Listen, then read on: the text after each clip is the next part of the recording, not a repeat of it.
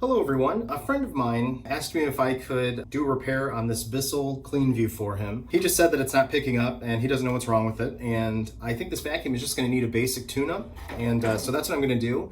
And I thought I would film this because if your Bissell, doesn't have good suction or it's not working like it used to, I'm going to go through the basic things that are likely going to be the issue, and I'm going to give this one a full tune-up. And then when I'm done, I'm not going to completely disassemble this or anything, but with what I'll do, I'm going to get it working a lot better and working like it should. So this is the Bissell Cleanview. This vacuum takes a Bissell style 7 belt. I'm going to replace the belt, and along with that I'm going to check and clean the filters, and I'm going to take apart and wash the Bagless, the Cyclone pack. I'll check the hoses for blockages as well. I think that'll be about it, and we should be able to get it working great again. So I'll start from, I guess, the top down.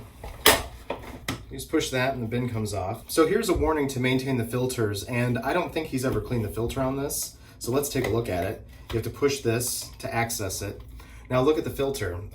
So that's one of the key problems. The filter is completely clogged with dust. These are washable. So this is kind of just a thinnish sponge too. So that is not ideal. And then it looks like this part separates from this pretty easily too. So I'm gonna go ahead and vacuum some of this stuff off.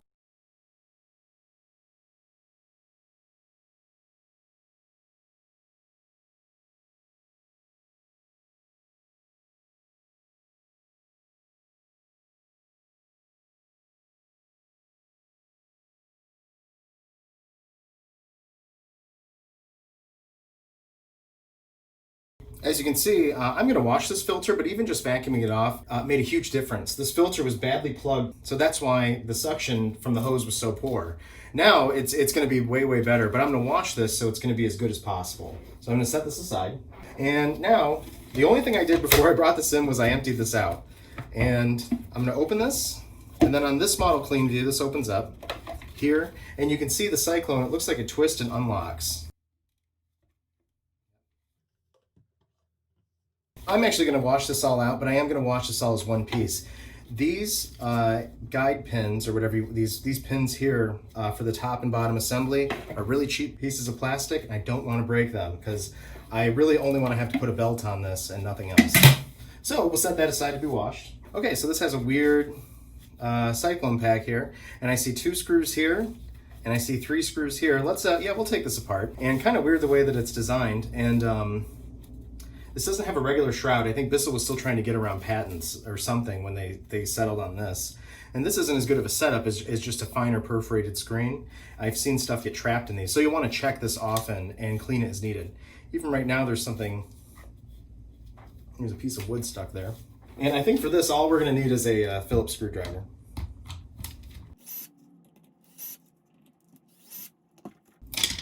Okay. So there's the bottom of your Cyclone. Again, this is plugged. You're going to want to make sure that the Cyclone exit right here stays clean. I never really understood why they put this on here. I know that Dyson did it at one point, but they got away from it. The hair and stuff gets caught on this. Okay, so now the top of the Cyclone comes out, and now I can remove the shroud. And then here's the Cyclone. That doesn't look like it would be very efficient, to be honest. That is that's a pretty small Cyclone with a huge entrance, 4 huge entrances, and then the actual tapering is only a couple inches. So that looks like that would be a pretty inefficient dual Cyclone setup, but still better than nothing. So far these screws are the same. Okay, so now with this all apart, I am going to wash all of this out and make sure I get that nice and clean. That's there's seals right here and here, and again I'm just going to clean them off and wash all that. So this will all work like new when it's done.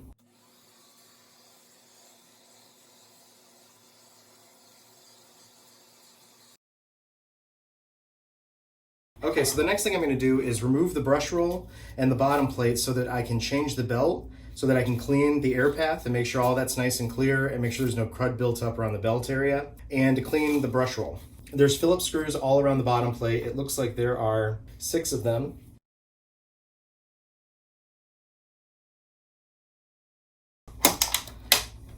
Okay, so there you go. Now at this point, I'm going to vacuum this out, and you just want to clean this, get all the extra fluff and crap that's built up around it off of it.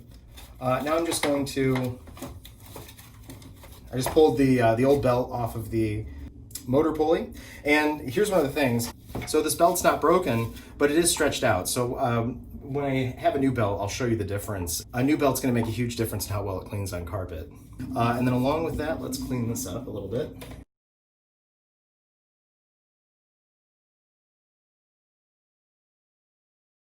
And I'm going to remove all the built up hair and thread that's around this brush roll. And thankfully there's not too much.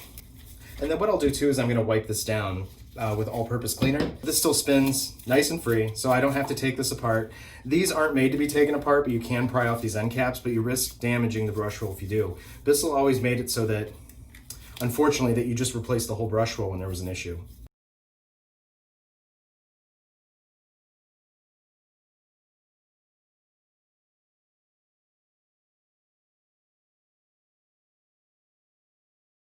Because I'm washing several other parts, I am going to wash this off too, which is going to get 100% of this dust off the inside.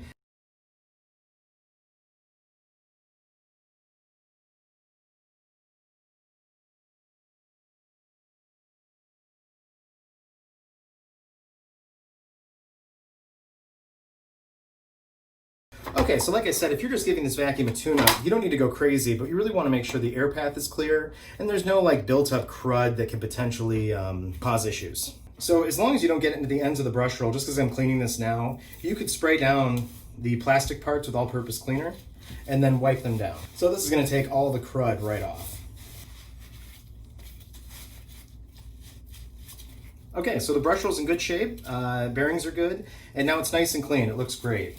The whole air path for the vacuum, all the dirt has to go through this hose as well to the dirt cup. So if there's a blockage, this is a good area to check right in here. And you can do that by removing the hose. You can see right through it. And then this hose as well.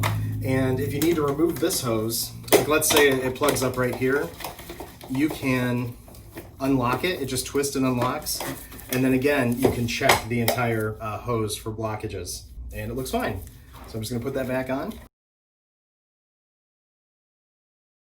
All right, well, in that case, this is pretty much done up to this point. I am gonna put a belt on it and I'm gonna wash those other parts and put it back together, and I'll show you how to do that. And I nearly forgot, there's an exhaust filter right here. Oh, look at that, that's weird. Just a small little pleated HEPA filter. And that pulls out, and this I'm going to wash. I think that'll be fine. You know, while I'm here and I'm doing this, I'll clean these as well. And then this tool here, to open this up, you just twist this to unlock it. It looks like that, until that's visible. And then a little bit more. Now that it's lined up, you can open the top. And there we go. I'm gonna vacuum this off, and then I'll spray this clear part down with all-purpose cleaner to make it look nice.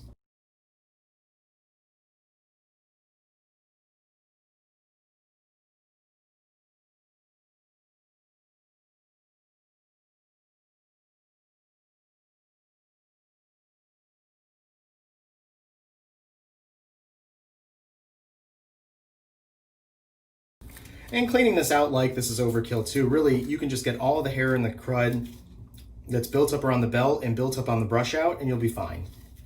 Oh, and the turbine, if there's anything stuck on that too. That's gotta stay nice and clean. Okay, that's a lot better now.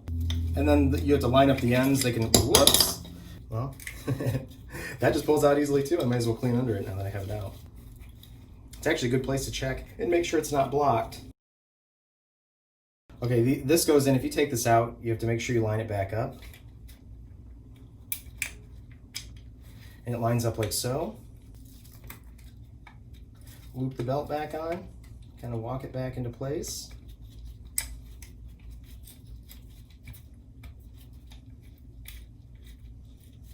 Fantastic. So now,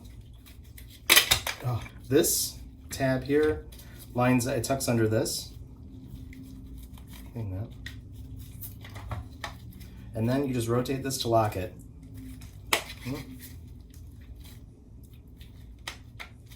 I'll give them credit for that being really easy. So that's great. Now this is gonna work like new, and this is nice and clean.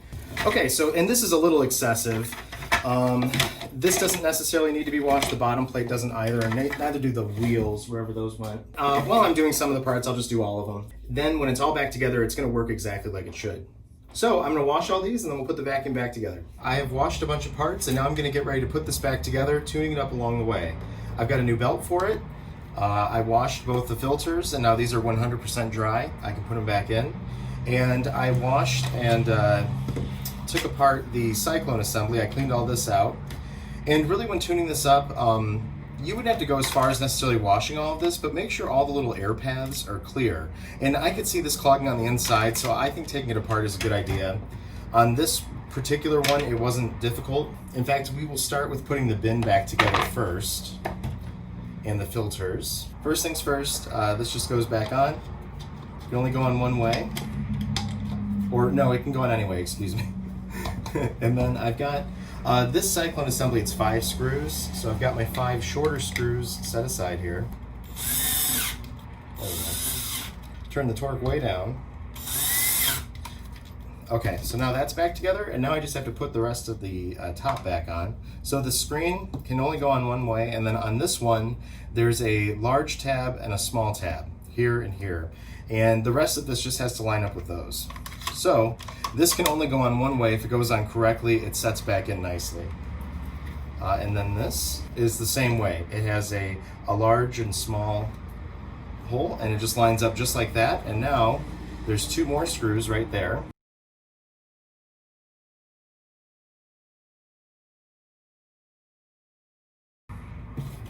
Whoops. Back into the bin. And again, this will only, I'm assuming this will only go in one way. So I have to line this up at the top here.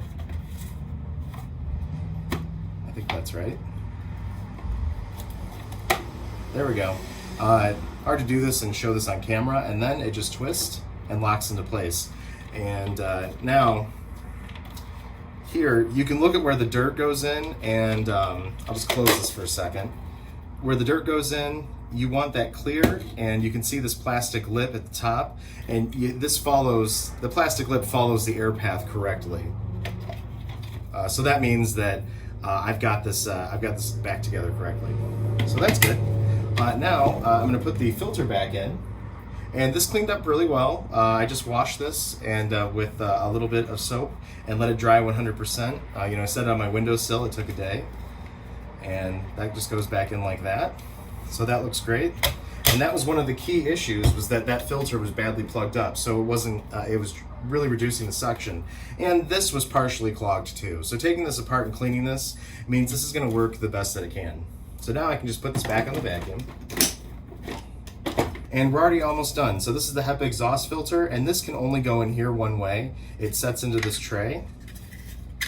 And if you set it in correctly, it'll set in nicely. And then you just slide this back in.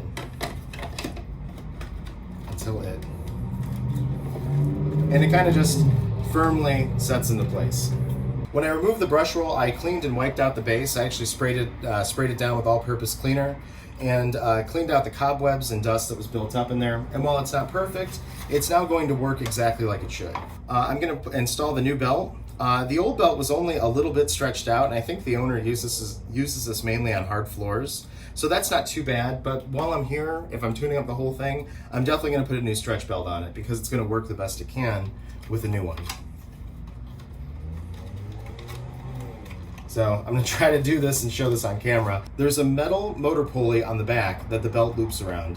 And then from here, I cleaned off all the hair and thread that was built up around this. This particular one wasn't too bad, and I made sure it spun nice and smooth. So this is in perfect shape. So you just loop the brush roll now that it's all cleaned off, and I'm going to walk it into place here, lining up the notches on the ends. Okay. Cool.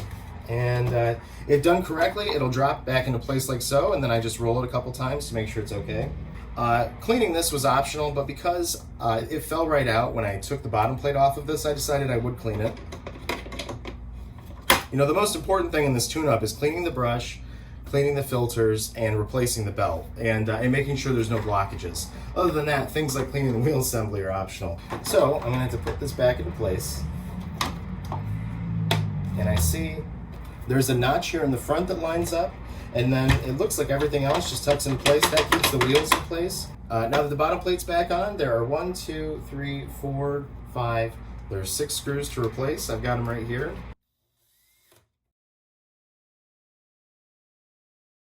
And at that point, I'm going to roll this a few times, make sure everything's lined up correctly. But that's it. Other things you could do, you could oil these, or you could put grease on the axles if you wanted to. That would take more work. You'd have to pop the wheels out, but you can put oil on the axles to quiet those down.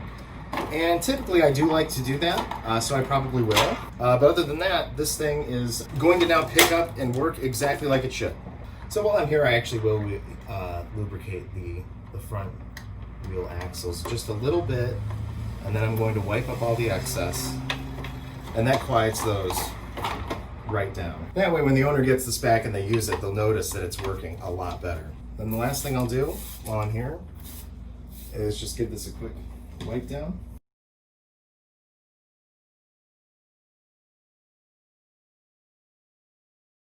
That's pretty much it. It's now tuned up, it's cleaned up, it's going to work exactly like it should. So let's give this a quick test to make sure it's ready to go back.